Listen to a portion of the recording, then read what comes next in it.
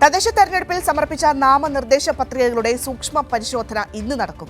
14 ജില്ലകളിലായി 1,80,580 സ്ഥാനാർത്ഥികളാണ് നാമനിർദ്ദേശ പത്രികകൾ സമർപ്പിച്ചത്. പത്രികകൾ പിൻവലിക്കാനുള്ള അവസാന തീയതി ഈ മാസം 24-നാണ്. സൂക്ഷ്മ പരിശോധനയ്ക്ക് ശേഷം ശേഷിക്കുന്ന നാമനിർദ്ദേശ പത്രികകൾ പിൻവലിച്ച് കഴിയുമ്പോഴായിരിക്കും തെരഞ്ഞെടുപ്പിന്റെ ഒരു യഥാർത്ഥ ചിത്രം എന്താണ് എന്നുള്ളത് വ്യക്തമാകുക. ഷീജ ചേരുന്നുണ്ട് വാർത്തയുടെ വിശദാംശങ്ങളുമായി. Sheeja, good morning. ഷീജ, ഇന്നിപ്പോൾ നമുക്കറിയാം കഴിഞ്ഞ ദിവസമായിരുന്നു നാമനിർദ്ദേശ പത്രിക സ്ഥാനാർത്ഥികളൊക്കെ സമർപ്പിച്ചിട്ടുണ്ടായിരുന്നത്.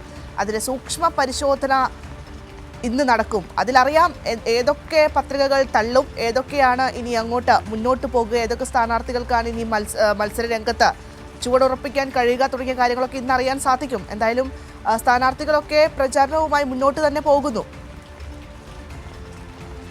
Good morning Bhadra. തീർച്ചയായും ഏതായാലും തദ്ദേശ തെരഞ്ഞെടുപ്പിന്റെ ഒരു പ്രധാനപ്പെട്ട ഘട്ടം തന്നെയാണ് ഇന്നത്തേത് എന്ന് തന്നെ പറയേണ്ടിയിരിക്കുന്നു. കാരണം ഇന്നലെയായിരുന്നു നാമനിർദ്ദേശ പത്രികകൾ സമർപ്പിക്കേണ്ട അവസാന തീയതി എന്ന് പറയുന്നത്. നാമനിർദ്ദേശ പത്രികകൾ 3 മണിക്ക് മുന്നോടിയായി തന്നെ എല്ലാ സ്ഥാനാർത്ഥികളും നൽകുകയും ചെയ്തിട്ടുണ്ട്. ഏകദേശം നമുക്ക് ലഭിക്കുന്ന ഒരു കണക്കനുസരിച്ച് ഈ 14 ജില്ലകളിൽ നിന്നായി 1,80,580 പേരാണ് ഈ നാമനിർദ്ദേശ പത്രികകൾ സമർപ്പിച്ചിട്ടുള്ളത് എന്നുള്ളതാണ്. ഇതൊരു അന്തിമ കണക്കായി നമുക്ക് കണക്ക് കൂട്ടാൻ സാധിക്കില്ല. കാരണം എല്ലാ ജില്ലകളിൽ നിന്നുമുള്ള വിവരങ്ങൾ സംസ്ഥാന തെരഞ്ഞെടുപ്പ് കമ്മീഷന്റെ സൈറ്റിൽ ആ രീതിയിൽ തന്നെ അപ്ലോഡ് ചെയ്ത് വന്നിട്ടില്ല. ഏറ്റവും ഒടുവിൽ ലഭിച്ച കണക്ക് പ്രകാരമാണ് ഇത്രയും സ്ഥാനാർത്ഥികൾ നാമനിർദ്ദേശ പത്രികകൾ സമർപ്പിച്ചിട്ടുണ്ട് എന്നുള്ളത് അറിയുന്നത്.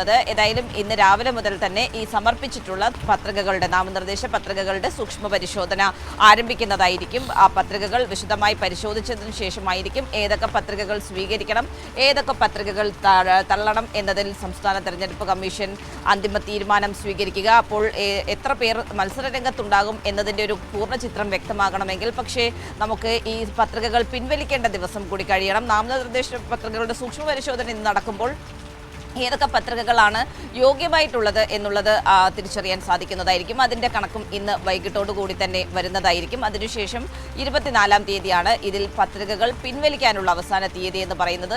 പലരും ഈ പറയുന്നത് പോലെ തന്നെ സ്വതന്ത്ര സ്ഥാനാർത്ഥികൾ, വിമത സ്ഥാനാർത്ഥികളൊക്കെ രംഗത്തുണ്ട്. അതുകൊണ്ട് തന്നെ പലയിടങ്ങളിൽ നിന്നായി ഈ പറയുന്നത് പോലെ തന്നെ UDF-ലും NDA-ലും ഒക്കെ വലിയ നീക്കം നടക്കുന്നുണ്ട്. ഈ വിമത സ്ഥാനാർത്ഥികളെയൊക്കെ പിൻവലിപ്പിക്കുന്നതിന് വേണ്ടി, പത്രിക പിൻവലിക്കുന്നതിന് വേണ്ടിയിട്ടുള്ള. അപ്പോൾ അതിനുശേഷമായിരിക്കും 24-ന് വൈകിട്ടോട് കൂടിയായിരിക്കും നമുക്കൊരു പൂർണ്ണ ചിത്രം, എത്ര പേരാണ് മത്സര രംഗത്തുള്ളത് എന്നത് സംബന്ധിച്ചൊരു പൂർണ്ണ ചിത്രം വ്യക്തമാകുക എന്നുള്ളതാണ് ഭദ്ര. ഏതായാലും ഇന്ന് അതിനുള്ള നടപടികൾ, സൂക്ഷ്മ പരിശോധന രാവിലെ മുതൽ തന്നെ ആരംഭിക്കുന്നതായിരിക്കും. അതോടൊപ്പം തന്നെ ഈ ഒരു നടപടിക്രമങ്ങൾ പുരോഗമിക്കുന്ന ഘട്ടത്തിൽ തന്നെ ഈ പത്രിക സമർപ്പിച്ചിട്ടുള്ള സ്ഥാനാർത്ഥികൾ എല്ലാം തന്നെ എല്ലായിടങ്ങളിലും അവരുടെ വാർഡുകളിലെല്ലാം ശക്തമായിട്ടുള്ള ഈ ഒരു പ്രചരണ രംഗത്ത് അവർ സജീവമായി മുന്നോട്ട് പോകുന്നു എന്നുള്ളതാണ്. തിരുവനന്തപുരത്തെ സംബന്ധിച്ചിടത്തോളം പ്രതികൂലമായ ഒരു കാലാവസ്ഥയൊക്കെ ഉണ്ടെങ്കിൽ പോലും ഈ പ്രതികൂലമായ കാലാവസ്ഥയ്ക്കിടയിലും ഈ പ്രചരണ രംഗത്ത് സ്ഥാനാർത്ഥികൾ സജീവമാണ് എന്ന് തന്നെ പറയേണ്ടിയിരിക്കുന്നു. രാവിലെ ഒരു 8 മണിയോടുകൂടി തന്നെ പ്രചരണ രംഗത്തേക്ക് സ്ഥാനാർത്ഥികൾ എല്ലാവരും പ്രചരണവുമായി രംഗത്തിറങ്ങുന്നതായിരിക്കും. ആ രീതിയിൽ മുന്നോട്ട് പോകുന്നു.